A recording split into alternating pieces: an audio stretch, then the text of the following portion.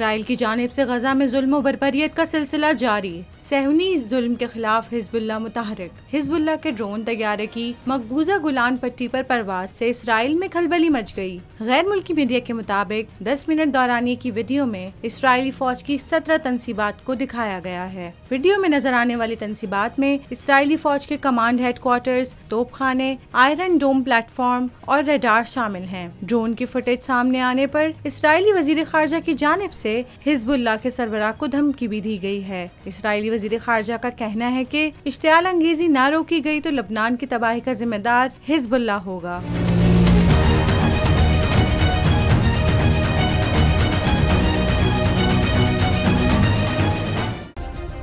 Subscribe करें और bell दबाएं ताकि कोई खबर रह न जाए।